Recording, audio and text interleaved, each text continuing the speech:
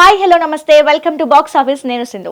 ఊరమాస్ director అంటే టక్కున గుర్తొచ్చేది బోయపాటి శ్రీను. కెరీర్ ప్రారంభం నుంచి మాస్ ఆడియన్స్ ని తన సినిమాలతో విశేషంగా ఆకట్టుకుంటూ తనకంటూ ఓ ప్రత్యేక గుర్తింపు ఏర్పరచుకున్నారు.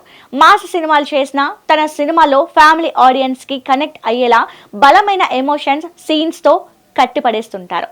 అందుకనే బోయపాటి సినిమాలు మాస్ ఆడియన్స్ తో పాటు ఫ్యామిలీ ఆడియన్స్ కి కూడా బాగా నచ్చుతాయి. ఇదిలా ఉంటే బాలయ్యతో బోయపాటి అఖండ 2 చేస్తున్న విషయం తెలిసిందే. మరి అఖండ 2 తర్వాత బోయపాటి సినిమా ఎవరితో? బోయపాటి డైరెక్షన్ లో మెగాస్టార్ చిరంజీవి అభిమాని ప్లాన్ చేశారు.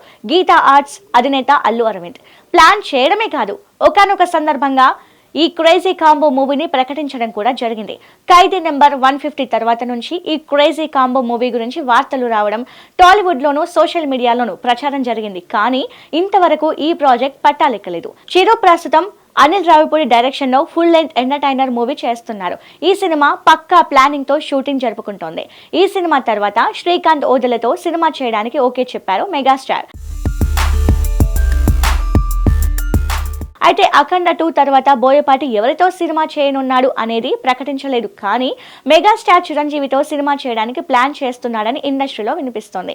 ఆ మధ్య బాలయ్య ఫంక్షన్ లో పాల్గొన్న చిరంజీవి మంచి కథ రెడీ చేస్తే బాలయ్యతో కలిసి నటించడానికి రెడీ అంటూ మెగాస్టార్ చెప్పడం, కథ రెడీ చేయమని బోయపాటికి ఆఫర్ ఇవ్వడం తెలిసిందే. అయితే ఇప్పుడు చిరు బాలయ్య కలిసి నటించేలా కథ రెడీ చేయలేదు, కానీ చిరంజీవితో సినిమా చేయడం కోసం బోయపాటి స్టోరీ రెడీ చేశాడని ప్రచారం జరుగుతోంది.